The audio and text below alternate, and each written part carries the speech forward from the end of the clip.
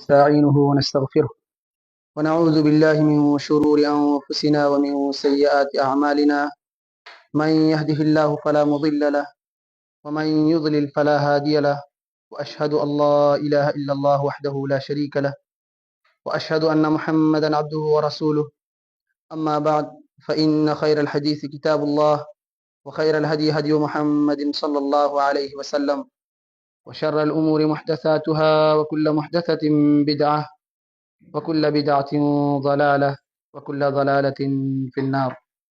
فأعوذ بالله من الشيطان الرجيم. بسم الله الرحمن الرحيم.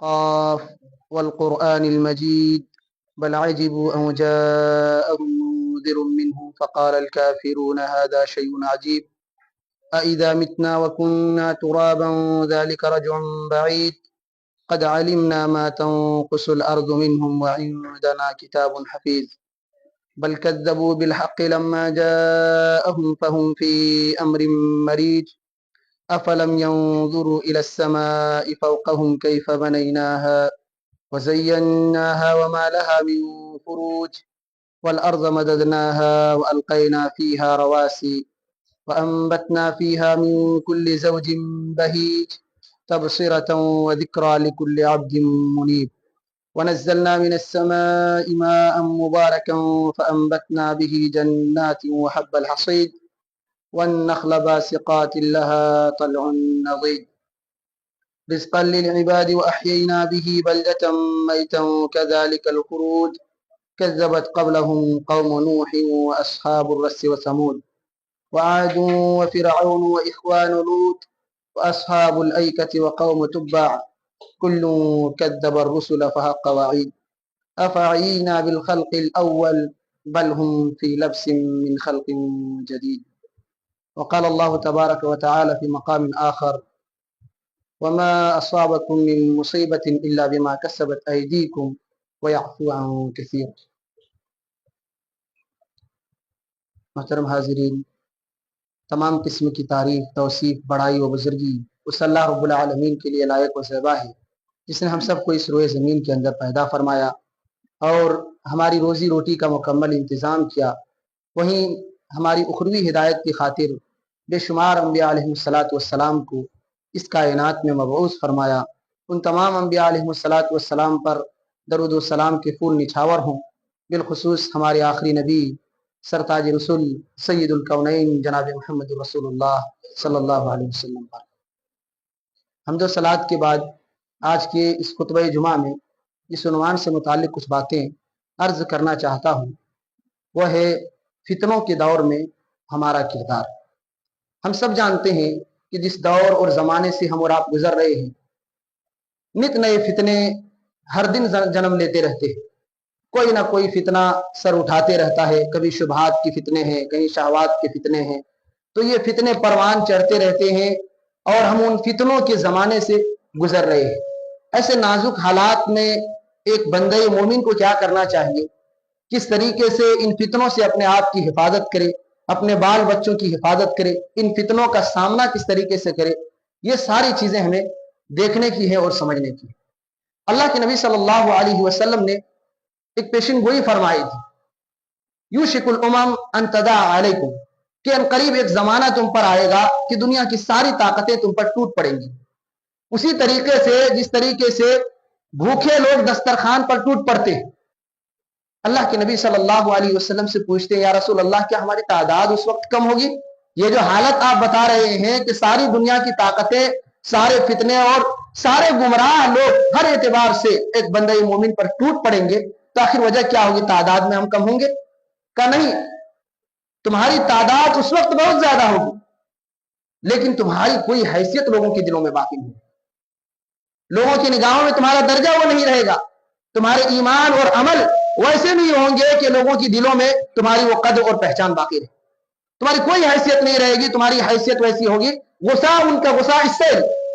آپ دیکھتے ہیں سمندر میں جو بہتی لہروں میں جو خش و خاشاک ہیں، گھاس پھوس اور جو گرد و غبار جو آپ دیکھتے ہیں، اس میں پانی جدھر جائے ادھر اس کو موڑ کر کے لے جاتے.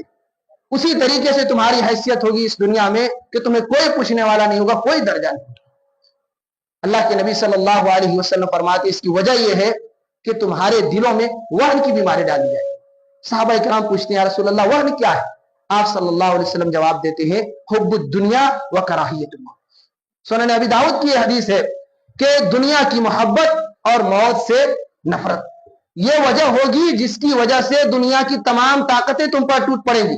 ہم اور آپ ہر شخص اپنی زندگی کا جائزہ لیں. کیا ہماری یہ کیفیت نہیں ہے؟ کیا ہم صرف دنیا والے بن کر کے نہیں رہ گئے ہیں؟ کیا دین سے ہمارا ناطہ کم نہیں ہو گیا ہے؟ کیا موت سے ہم خوف نہیں کھاتے ہیں؟ یعنی ہم دنیا دار بن کر کے رہ گئے ہیں اور موت کی تیاری ہماری نگاہوں کے سامنے نہیں. اللہ کے نبی صلی اللہ علیہ وسلم فرماتے ساری طاقتیں تم پر ٹوٹ پڑیں گی. تمہاری آخرت کی بے خوفی کی وجہ سے، موت اور اس کے بعد کی تیاری کی غفلت کی وجہ سے، دنیا اور دنیا طلبی کی وجہ سے ساری طاقتیں تم پر ٹوٹ پڑیں گی. یہ آج کا دور ہے. اگر آپ دیکھیں ہر شخص ایمان والوں پر اور ان کے در پہ ہے کہ کسی بھی طریقے سے مسلمانوں کو، سچے اور پکے ایمان والوں کو نقصان پہنچایا جائے، ان کے دین کو نقصان پہنچایا جائے، ان کو کمزور کیا جائے، ستایا جائے، مارا جائے، ان پر ظلم کیا جائے. ہر اعتبار سے ہمارے ساتھ یہ دوہرا رویہ اختیار کیا جاتا ہے اور ہمیں ستایا جاتا ہے، جس کی ایک وجہ اللہ رب العالمین نے خود یہ ذکر کی ہے کہ یہ آپ اور ہمارے بدعمالیوں کا نتیجہ ہے. قرآن کریم کی آیت کریمہ جس کی تلاوت ہم نے شروع میں کی کہ تم پر جو مصیبتیں لاحق ہوتی ہیں وہ تمہاری کرتوتوں کے نتیجے ہیں، تمہارے کالے کرتوتوں اور گندے کام اور گناہ کے نتیجے ہیں، جس کی وجہ سے اللہ رب العالمین تم پر مصیبتوں کو نازل کرتا ہے. لیکن یہ اللہ کا رحم و کرم ہے، یہ اس کی مہربانی ہے. وہ یعفو عن کثیر، تمہاری بہت سی غلطیوں کو، بہت ساری خطاؤں کو اللہ رب العالمین یوں ہی درگزر کر دیتا ہے. لیکن بعض غلطیوں پر گرفت کرتا ہے، پکڑتا ہے، سرزنش کرتا ہے، اور اللہ رب العالمین ہمیں عذاب سے اور ہمیں فتنوں اور مختلف قسم کے مصائب سے دوچار کرتا ہے.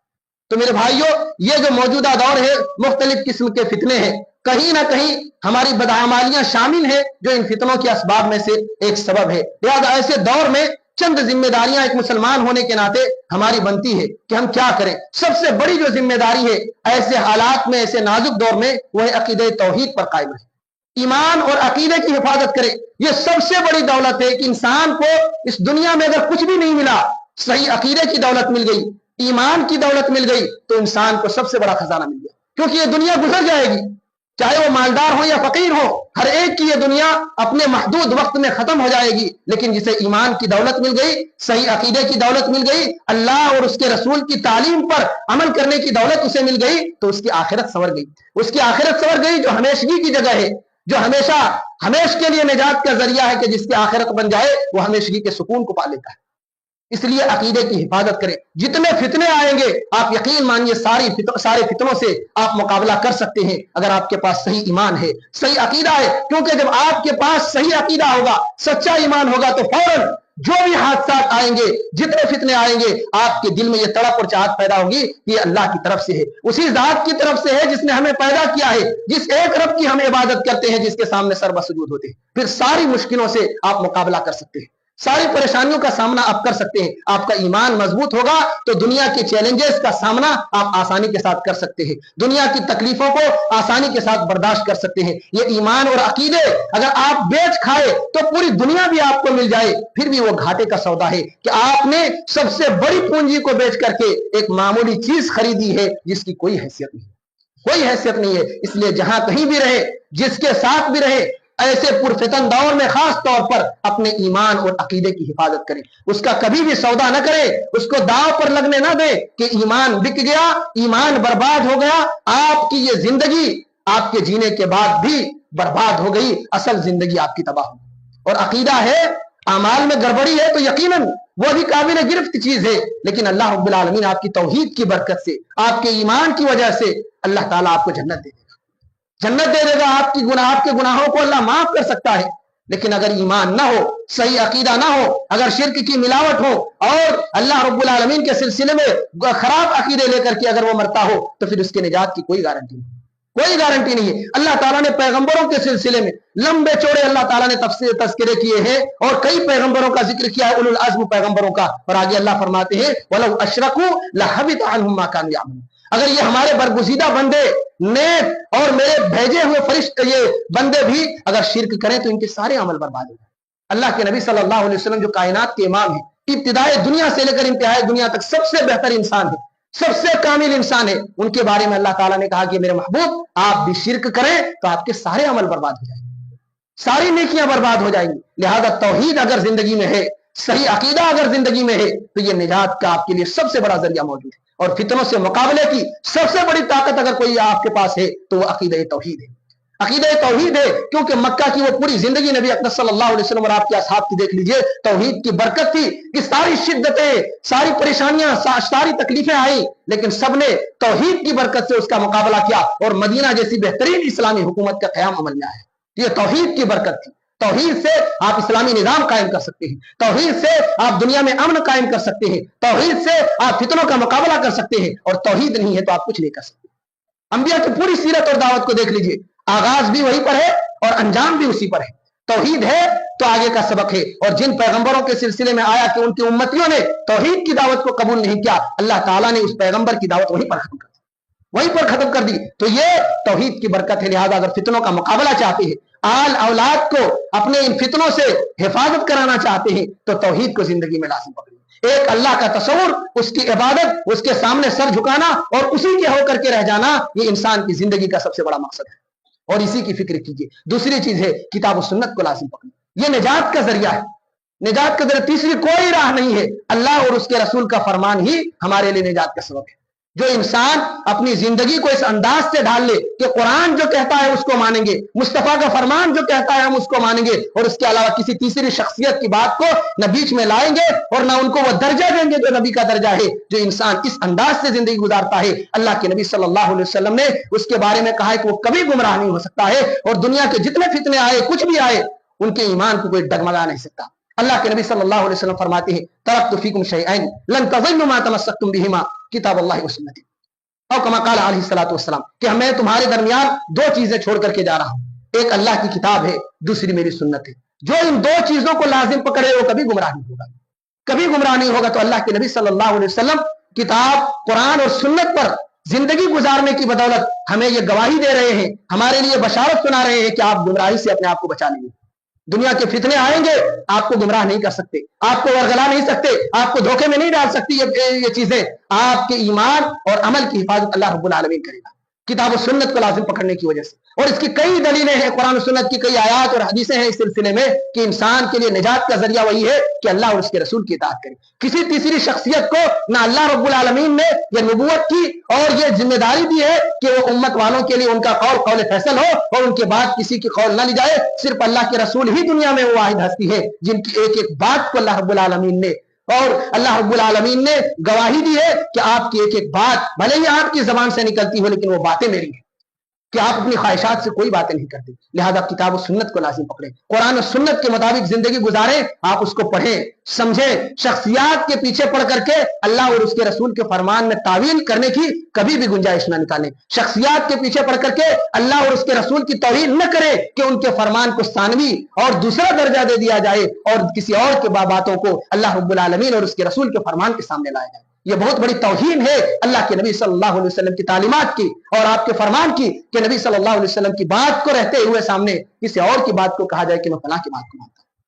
लिहाजा फितनों के दौर में एक ईमान वाले की ये जिम्मेदारी है कि अपने ईमान की इस तौर पर हिफाजत करे कि अल्लाह और उसके रसूल की तालीमात पर जिंदगी गुजारे। आप देखेंगे और सहाबाए किराम की जिंदगी हमारे लिए नमूना अमल है कि सहाबाए किराम अल्लाह के नबी सल्लल्लाहु अलैहि वसल्लम के एक एक इशारे पर अमल के लिए हम वक्त तैयार रहे। अल्लाह रब्बुल आलमीन ने उसकी बरकत से सहाबाए किराम को वो सरफराजी, वो बुलंदी और दुनिया और आखिरत की वो सआदत नसीब की कि इंसानों के लिए, पूरी कायनात वालों के लिए कहा कि लोग अगर आपकी तरह ईमान ले आए, मेरे महबूब के साथियों, जिस तरीके से आपने ईमान की खातिर कुर्बानी दी, ईमान लाए और उसको अमल के जरिए साबित करके दिखाया, अगर बाद वाले लोग उसी अंदाज में अपने ईमान को साबित करके दिखा दे तो दुनिया वाले हिदायत पा जाएंगे, वो राहयाब हो जाएंगे और जन्नत में चले जाएंगे। ये अल्लाह रब्बुल आलमीन ने कुरान करीम में गारंटी दी है। इसके अलावा अगर सीरत को पढ़ेंगे, सहाबा किराम की तारीख को पढ़ेंगे तो पता चलेगा नबी अक़दस सल्लल्लाहु अलैहि वसल्लम की फरमान पर अमल की बदौलत और आपकी तालीम और तरबियत की वजह से सहाबा किराम तकरीबन 50-60 साल जिंदगी में आधी दुनिया के बादशाह बन गए। आधी दुनिया पर सहाबा किराम की हुक्मरानी फैल गई। ये किस चीज की बरकत थी? कुरान और सुन्नत पर हर दर्जा अमल की बदौलत अल्लाह रब्बुल आलमीन ने यह दर्जा दिया था। दुनिया में भी रुतबा मिला और आखिरत में भी अल्लाह ताला ने कहा कि आप मेरे महबूब के चुनिंदा लोग हैं, अल्लाह ताला आपसे राजी है और आप अल्लाह रब्बुल आलमीन से राजी। तो ये सहाबा किराम थे, लिहाजा किताब और सुन्नत को लाजिम पकड़े। तीसरी चीज ये है, ऐसे पुरफितन दौर में اللہ کے نبی صلی اللہ علیہ وسلم کا فرمان ہمارے سامنے ہے کہ نیک اعمال میں جلدی کریں. جتنی جلدی آپ نیکیوں کو جمع کر سکتے ہیں کوشش کریں سستی اور کاہلی کے شکار ہرگز نہ ہو, کیونکہ ایک دور آئے گا نیکیوں کی مہلت نہیں ملے گی, وقت نہیں ملے گا, آپ سوچتے رہ جائیں گے, فکر کرتے رہ جائیں گے اور تمنائیں کرتے رہ جائیں گے, لیکن وہ وقت نہیں آئے گا. فتنے اس قدر اس زمین پر پھیل جائیں گے کہ آپ کو نیکی کا وقت نہیں ملے گا. اللہ کے نبی صلی اللہ علیہ وسلم فرماتے ہیں, مسلم کی روایت ہے, بادروا بالاعمال فتنا كقطع الليل المظلم يصبح الرجل مؤمنا ويمسي كافرا ويمسي مؤمنا ويصبح كافرا يبيع دينه بعرض من الدنيا. اللہ کے نبی صلی اللہ علیہ وسلم فرماتے ہیں کہ نیک اعمال میں جلدی کرو, جلدی جلدی نیکیوں کو سمیٹ لو, اپنے دامنوں میں نیکیوں کو بھر لو, اس لیے کہ فتنے سیاہ رات, اندھیری رات کی ٹکڑوں کے مانند فتنے زمین پر اتریں گے, یہاں تک کہ ایسے فتنے اتریں گے کہ ایک بندہ مومن صبح میں ایمان والا ہوگا, اس کو ایمان کی حالت میں دیکھا جائے گا اور شام ہوتے ہوتے وہ اپنے ایمان کو بیچ ڈالے گا, کافر ہو جائے گا. کوئی شخص ہم دیکھیں گے کہ شام میں مومن ہے اور صبح ہوتے ہوتے اپنے ایمان کا سودا کر چکا ہے. اللہ کے نبی صلی اللہ علیہ وسلم فرماتے ہیں, یبیع دینہ بعرض من الدنیا, دنیا کے چند ٹکے کی خاطر اپنے دین کا سودا کر دیں گے. یہ ایسا پرفتن دور آئے گا, کیا ہمارا زمانہ وہ نہیں ہے؟ سب سے حقیر اور ذلیل اور کمتر چیز اگر ہماری نگاہ میں کوئی ہے تو وہ دین ہے. کوئی بھی ہمارے دین, ایمان اور عقیدے کا سودا کر سکتا ہے, کوئی بھی ہمارے ضمیر کو خرید سکتا ہے, ہمارے دین کا سودا کر سکتا ہے.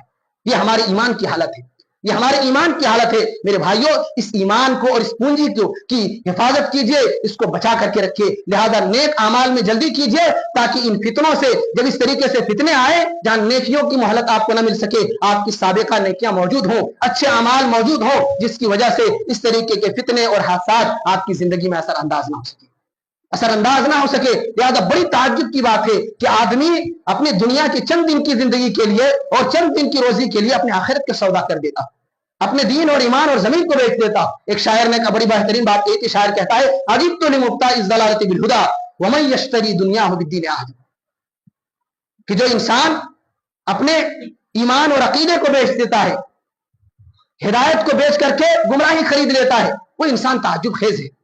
اور اس سے بھی بڑھ زیادہ تعجب خیز وہ انسان ہے کہ دنیا کی چند روزہ زندگی کے لیے آخرت کو بیچ دیتا ہے, آخرت کو بیچ دیتا ہے. آپ اگر دیکھ لیں تو یہ ہماری حالت ہے. ہم نے کہا سب سے حقیر چیز ہماری نگاہ میں ایمان اور دین ہے. کوئی بھی کبھی بھی انسان چند سکوں کے لیے اپنے دین کو بیچ دیتا ہے.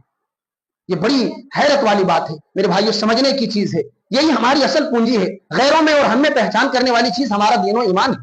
اگر اسی چیز کو بیچ کھائیں گے, یہی چیز اگر ختم ہو جائے گی تو پھر ہمارے اسلام میں ہماری کیا شناخت باقی رہ جائے گی, کیا پہچان برقرار رہے گی. لہذا ہم اپنے دین کا سودا ہرگز نہ کریں, دین کا سودا ہرگز نہ کریں. یہ بڑی تعجب والی بات ہے کہ گمراہی کو انسان خرید لیتا ہے اور ہدایت کو بیچ دیتا ہے. اللہ کے نبی صلی اللہ علیہ وسلم نے کہا ایک زمانہ آئے گا جب لوگوں کی یہ حالت ہوگی. لہذا ہم اپنے عمل کے ذریعے یہ ثابت کر کے دکھائیں کہ ہم اپنے ایمان میں پختہ ہیں, اپنے ایمان میں کامل ہے, ہمارا ایمان اچھا اور سچا ہے. اس چیز کو ثابت کر کے ہم اپنے عمل کے ذریعے دکھا دیں. اسی طریقے سے یہ موجودہ دور اور فتنوں کے دور میں ہماری ایک بڑی ذمہ داری ہے, وہ یہ کہ دینی تعلیم کو اہم کریں.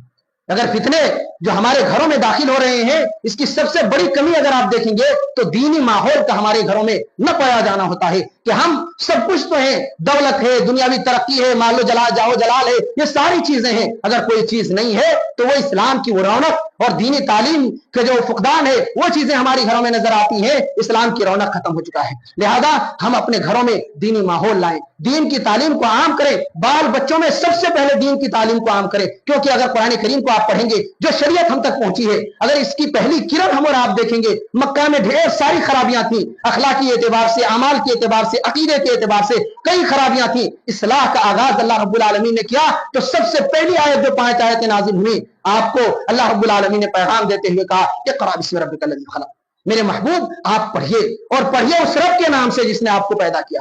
دو چیزیں تھیں, ایک تو یہ کہ تعلیم پر اللہ رب العالمین نے سب سے پہلے زور دیا ہے کہ ایک مسلم قوم, ایسی قوم جس کی بنیاد توحید پر ہو, ایک اللہ کا سچا اور صحیح تصور پر جس قوم کی بنیاد ہو, اس کا آغاز تعلیم سے ہونا چاہیے. اس قوم کی سب سے بلند چیز اگر اس قوم کا کوئی شعار ہو تو وہ علم ہو. لہذا اللہ کے نبی صلی اللہ علیہ وسلم کو یہ حکم ملا کہ آپ پڑھیے, اور دوسرا جو حکم ملا ہے وہ یہ کہ اس رب کے نام سے پڑھیے جس نے آپ کو پیدا کیا. دنیا کی تمام تعلیمات کو آپ حاصل کیجیے. علم ضروری ہے, اچھے انجینئر, اچھے ڈاکٹر, سارے لوگوں کی ضرورت ہے کہ مسلمانوں میں بھی اچھے لوگ موجود ہوں, ہر فیلڈ کے ماہرین موجود ہوں. لیکن ان سب سے بڑی ذمہ داری جس سے ہماری دنیا اور آخرت سنورتی ہے وہ ہے دین کی ذمہ داری. لہذا اللہ تعالیٰ کہتا ہے کہ اس تعلیم کو پہلے حاصل کیجیے جس سے آپ اپنے رب کو پہچان سکیں. آپ کے رب کی معرفت ہو سکے اس تعلیم کو پہلے حاصل کیجیے. تو یہ پہلی جو ہماری اسلام کی جو تعلیم ہے اس کا آغاز ہی پڑھنے سے ہوتا ہے اور دینی تعلیم سے ہو رہا ہے کہ ایسی تعلیم آپ اپنے بال بچوں کو اور اپنے آپ کو دلائیے جس سے آپ اپنے رب کو پہچان سکیں.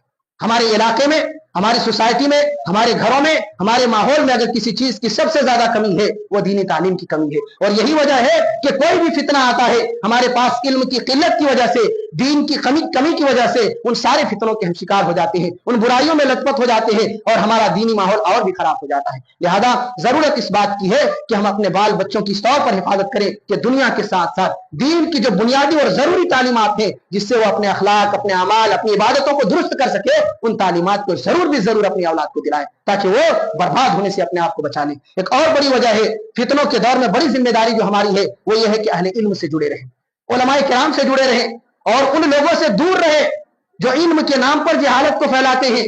آپ یقین مانیں اہل علم سے اگر آپ نہیں جڑیں گے تو وہاں بھی فتنے کے شکار ہوں گے, کیونکہ دینی مسائل میں جب آپ منمانی کریں گے دین کی ذمہ داری صحیح طور پر ادا نہیں کر سکتے ہیں. آپ جیسی تیسی اگر زندگی گزارنا چاہے اور علم کو کھلواڑ بنانا چاہے تو نہیں بنا سکتے ہیں. دین کا ایک مزاج ہے, اس کے اصول اور ضابطے ہیں اور اس کو جاننے والے لوگ ہیں. ظاہر سی بات ہے اس چیز کو اور اس فن کو ان کے ماہرین ہی سے سیکھا جائے گا. لہذا اہل علم سے مسائل پوچھیں, دینی چیزوں کی جانکاری علماء کرام سے لیں جو قرآن و سنت کی روشنی میں آپ کے مسائل کا حل آپ کے سامنے پیش کر سکے. جو منمانی قصے, من گھڑت واقعات اور یہاں وہاں کے پیروں اور ولیوں کی کہانیاں ان چیزوں کو نہ سناتے ہوں بلکہ اللہ اور اس کے رسول کے فرمان کو آپ کے سامنے پیش کرتے ہوں, ایسے لوگوں سے جڑے رہیں اور ان لوگوں سے جو دین کا لبادہ اوڑھ کر کے دین کے ڈھانچے کو مسخ کرنا چاہتے ہیں اور دین کی تعلیمات کو ایک نئے رنگ میں پیش کرنا چاہتے ہیں. میں صاف لفظ میں کہوں, یہ جو نئے نئے فتنے آ جا رہے ہیں, نئے نئے مفتیان آپ کو نظر آ رہے ہیں, کوئی انجینئر ہے, کوئی ڈاکٹر ہے, کوئی پروفیسر ہے, کوئی اور ایڈوکیٹ ہے, یہ سارے لوگ جو دین کے نام پر آپ کے پاس چورن بیچتے ہیں, آپ یقین مانیے آپ کو لگتا ہے کہ یہ قرآن و سنت کی باتیں کرتے ہیں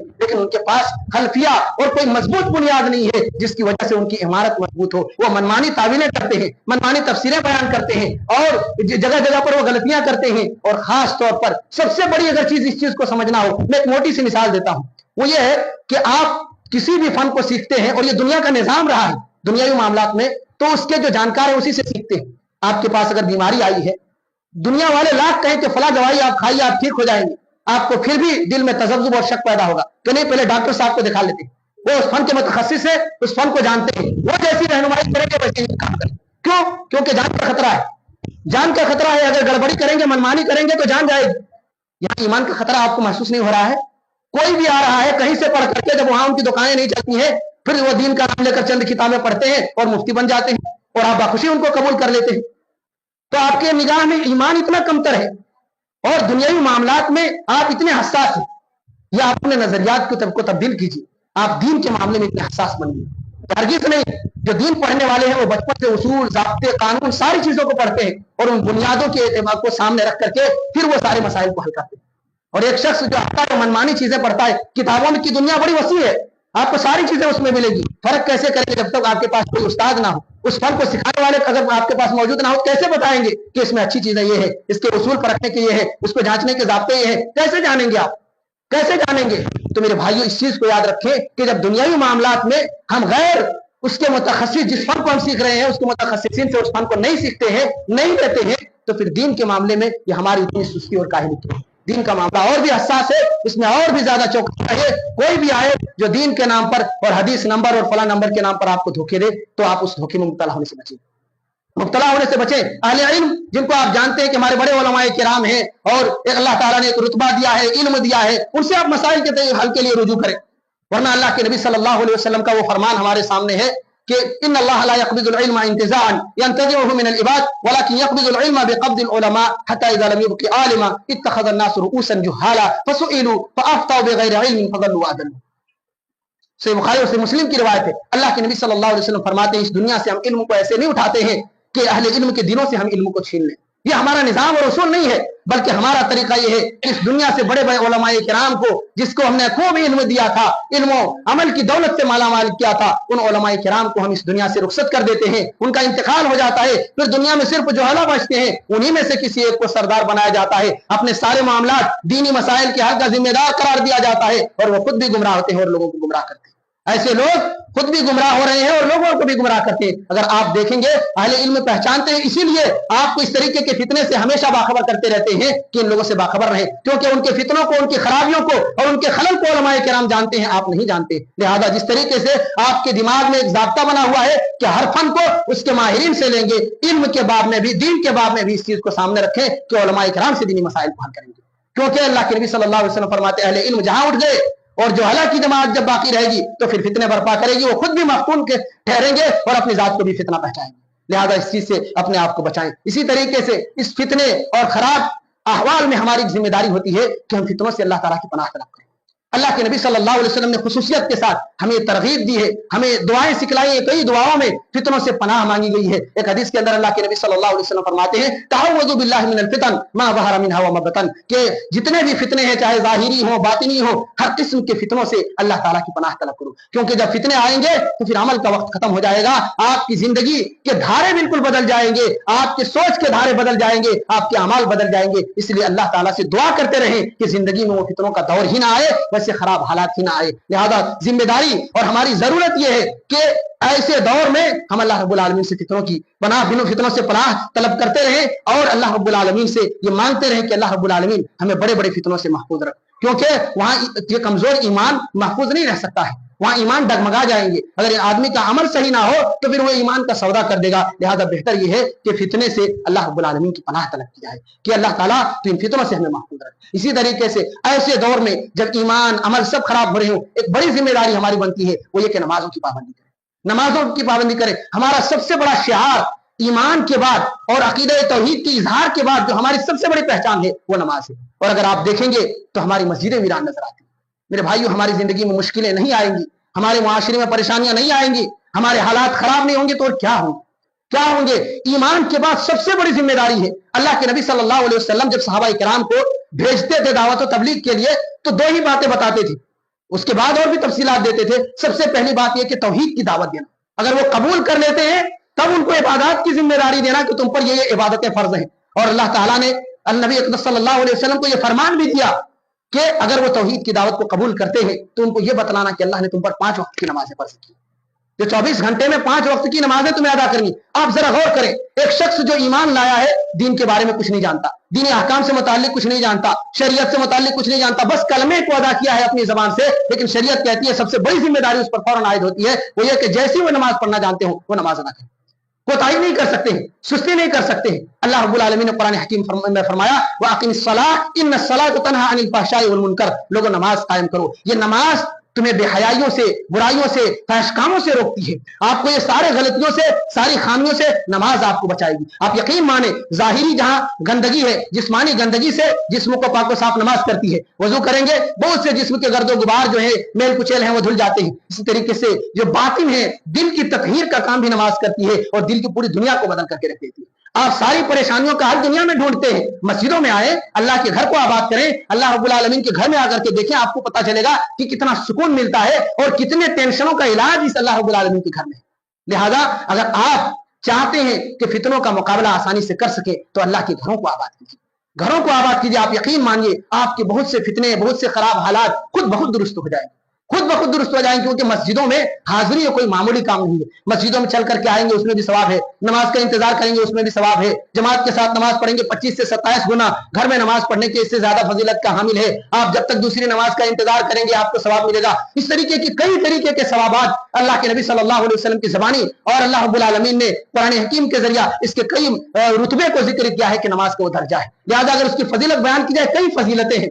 जरूरत इस बात की है कि अगर फितनों का मुकाबला करना चाहते हैं और अपने खराब हालात को दुरुस्त करना चाहते हैं तो नमाज की पाबंदी करें। हमारी मस्जिदें अगर वीरान रहेंगी तो कभी भी आपका घर बेहतर नहीं हो सकता है, आपका माहौल बेहतर नहीं हो सकता है, आपकी जिंदगी संवर नहीं सकती है। वक्ती तौर पर अल्लाह रब्बुल आलमीन माल तो सबको देता है, ये दुनिया है, जो मेहनत करता है वो रिस्क पाता है। लिहाजा ये अल्लाह रब्बुल आलमीन की रजामंदी की दलील नहीं है कि आपको दौलत मिली है तो अल्लाह की निगाह में आप महबूब है। ये गलत फहमी में कभी ना रहे। अल्लाह ताला सबको दौलत देता है जो मेहनत करता है और अपने मेहनत के हिसाब से रिस्क पाता है। लेकिन अपने घरों में हाजिरी की तौफीक, अपने से करीब होने की तौफीक अल्लाह उसे ही देता है जिसे पसंद करता है और जिसे अपना महबूब बनाना चाहता है। तो अगर आप तंगदस्ती के बावजूद मस्जिदों से जुड़े हुए हैं, आप मोहताजगी की जिंदगी गुजार रहे हैं, फिर भी आपकी जिंदगी इबादत से जुड़ी हुई है, तो यकीन मानिए आप अल्लाह की निगाह में महबूब है। अल्लाह चाहता है कि ये बंदा मुझसे करीब हो, इसीलिए अपने घर तक आने की तौफीक दी, वरना लाखों करोड़ों लोग हैं आपके इर्द गिर्द रहने वाले, सब अपने आप को मुसलमान और पक्के मुसलमान कहते हैं, लेकिन अल्लाह ताला ने उसकी बदकिस्मती देखिए और बदनसीबी देखिए कि अपने घर तक आने की तौफीक नहीं दी। तो जो मस्जिदों से दूर है ये उनकी बदकिस्मती है कि अल्लाह की निगाह में उतने मकबूज है,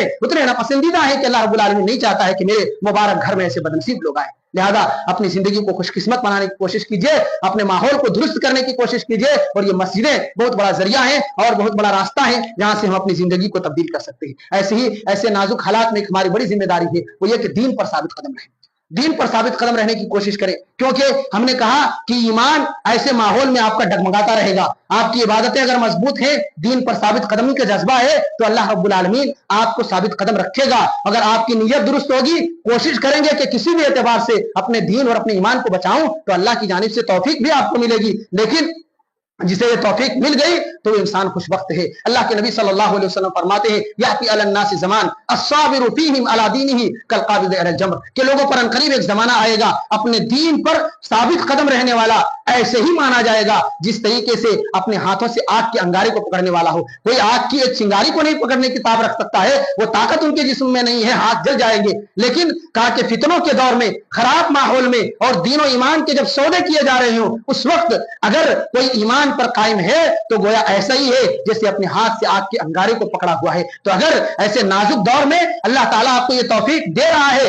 कि आप दीन को, ईमान को बचा ले रहे हैं, तो यकीनन ये आपकी बहुत बड़ी कुर्बानी है। अल्लाह का शुक्र अदा कीजिए, मजीद तौफीक मांगिए अल्लाह ताला की जानिब से कि इतने नित नए फितने हर दिन जन्म ले रहे हैं, फिर भी अल्लाह रब्बुल आलमीन ने हमें बचा कर रखा है। हमारे दीन और ईमान को हिफाजत के साथ अल्लाह रब्बुल आलमीन ने अब तक रहने दिया है। तो अल्लाह रब्बुल आलमीन का कितना शुक्र है मुझ पर कि इतने सारे बिगड़े हुए लोगों में हमें अल्लाह ताला ने हिदायत की तौफीक दी और अभी तक हम दीन और ईमान की दौलत से माला माल हैं। एक और बड़ी वजह है इस फितनों के दौर में हमारी जो बड़ी जिम्मेदारी है वो ये कि दुनिया की लालच से बचें। कुछ बातें हमने जिक्र कर दी हैं, लेकिन ये बात याद रखें कि दुनिया का नशा और दुनिया की लालच बड़ी खराब चीज है।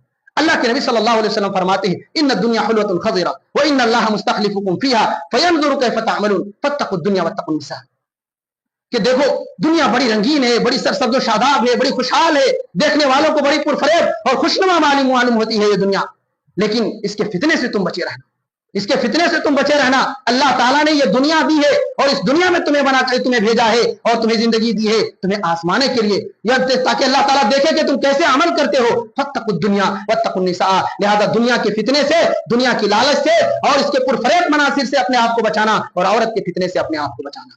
ये दो नसीहतें अल्लाह के नबी सल्लल्लाहु अलैहि वसल्लम ने की है कि इस रंगीन दुनिया के धोखे में जो इंसान आ गया वो समझिए कि इस जिंदगी को और अपनी इस बेहतरीन जिंदगी को तबाह कर ले गया। और हम अगर एक बात कहें, अल्लाह के नबी सल्लल्लाहु अलैहि वसल्लम उम्मन जो दुनियादार हैं वो दौलत की वजह से उनकी निगाह पूरे दुनिया की जानिब फिर जाते हैं। अल्लाह के नबी सल्लल्लाहु अलैहि वसल्लम ने एक बड़ी बेहतरीन बात बताई है कि जिस दौलत की हम और आप बात करते हैं, जिस माल के लालच में और जिस दुनिया की हवस में हम सब कुछ भूल बैठे हैं, ये दुनिया ऐसी चीज है कि आपको सारी दुनिया भी दे दे अल्लाह ताला, अकेले के पूरी दुनिया की बादशाहत तुम्हारी है, सारे खजाने तुम्हारे, फिर भी इंसान का पेट नहीं भरेगा। अल्लाह के नबी सल्लल्लाहु अलैहि वसल्लम फरमाते हैं, लौ कान लिब्ने आदम वादियान मिन मालिन व फी रिवायतिन वादियान मिन दाबिन लब्तगा सालिसा वला यमलअ जौफ इब्न आदम इल्ला तुराब। नबी अकरम सल्लल्लाहु अलैहि वसल्लम फरमाते हैं, अगर इंसान को सोने के दो पहाड़ दे दिए जाए, मालो दौलत पैसे के नहीं, सोने के दो पहाड़ भी दे दिए जाए, तो इंसान की हसरत होगी कि अल्लाह तीसरा पहाड़ भी मिल जाता तो बड़ा अच्छा होता। अल्लाह के रसूल सल्लल्लाहु अलैहि वसल्लम फरमाते हैं, इंसान की ये माल, दुनिया और दौलत की हवस को अगर कोई चीज पूरी कर सकती है और इस चाहत को कोई चीज भर सकती है, वो कब्र की मिट्टी है। आदमी सैकड़ों मन मिट्टी तले दबा दिया जाता है, सारी हसरतें भी दब जाती हैं, सारी ख्वाहिशें खत्म हो जाती हैं। जब तक जिंदा है ये दौलत की लालच कभी खत्म नहीं हो सकती। लिहाजा एक ईमान वाले बंदे को चाहिए कि दुनिया उतनी ही हासिल करे जिससे जिंदगी गुजर जाए। आखिरत की फिक्र ये सबसे बड़ी फिक्र है। हम दुनिया में रहकर सिर्फ दुनिया कमाते हैं, ये अक्लमंदी नहीं, ये बेवकूफी है। दुनिया में रहकर आखिरत की तैयारी करने वाला बंदा ही असल में होशियार और समझदार इंसान है। आखिरी बात वो ये है कि ऐसे नाजुक मौके पर जब फितने हर जानिब से हमें दबोच रहे हों, हम सब्र करें, जिंदगी को सब्र के साथ जोड़े रखें कि जो इंसान हर हाल में सब्र का आदी हो जाता है तो अल्लाह उनकी मुश्किलों से निकलने का उसके लिए रास्ता हमवार कर देता है। वो मुश्किल घड़ियां खत्म हो जाती हैं, वो मसाइब व आलाम इंसान की जिंदगी से दूर हो जाते हैं, खुशियों की बहार भी जिंदगी में आती है। लिहाजा कोशिश करें कि हालात जैसे भी हों, ईमान बाकी है तो अल्लाह सब्र की तौफीक दे दे, सब्र की दौलत से नवाज दे, क्योंकि जिसे अल्लाह सब्र की दौलत दे दे, यकीन मानिए बड़े फवायद हैं कुरान और हदीस के अंदर। सब्र करने वालों का बड़ा दर्जा है और सब्र के कई इनामात हैं। انسان کو جسے یہ توفیق مل گئی، عموماً یہ دولت ہر کسی کو نہیں ملتی ہے۔ انسان پر مشکلیں آتی ہیں، کوئی تقدیر کا شکوہ کرتا ہے، کوئی اللہ کی ذات کو گالی دیتا ہے، کوئی اپنے قسمت کو برا بھلا کہتا ہے، کئی طریقے کی شکوہ شکایتیں ہوتی ہیں مشکلات اور مصائب کے ایام میں۔ جب خوشحال رہتا ہے تو خوب اللہ اللہ کرتا ہے کہ اللہ نے ہمیں اپنے پسند کی وجہ سے یہ چیزیں دی ہیں، لیکن مشکل گھڑیوں میں عموماً انسان جزا فضا کرتا ہے۔ اس کے مقابلے میں جسے اللہ صبر کی توفیق دے دے، ساری مشکلوں کے بعد وہ خوشبخت انسان ہے، خوشبخت انسان ہے۔ اللہ کے نبی صلی اللہ علیہ وسلم صحابہ کرام سے فرماتے ہیں کہ تمہارے بعد ایک زمانہ آئے گا، تمہارے بعد ایک زمانہ آئے گا جو صبر کے ساتھ اس زمانے میں زندگی گزارے گا تو تمہارے جو ہمارے اصحاب ہیں، صحابہ کرام ہیں، تم میں سے جو 70 صحابہ کرام 50 صحابہ کرام جو شہید ہوتے ہوں اور ان کا جو درجہ ہے اللہ کی نگاہ میں اتنا ان کو اجر و ثواب ملتا ہے۔ جو مشکل گھڑیوں میں، فتنوں کے دور میں جو صبر کے ساتھ زندگی گزارتے ہو، تو ہمارے صحابہ کرام میں شہید ہونے والے صحابہ کرام جو 50 صحابہ کرام ہو اور ان کو جتنا اجر ملتا ہو، ایک بندے کو مشکل حالات میں، فتنوں کے دور میں صبر کی وجہ سے وہ اجر ملتا ہے۔ میرے بھائیوں، کہنے کا مقصد یہ ہے کہ یہ جو حالات ہیں انتہائی نازک ہیں، ایسے دور میں ایمان کی، عقیدے کی حفاظت بہت بڑی ذمہ داری ہے۔ قرآن و سنت پر چلنا یہ ہمارا سب سے بڑا مقصد ہونا چاہیے، اور ہر قسم کے فتنے سے اپنے اور اپنے بال بچوں کو بچانے کی فکر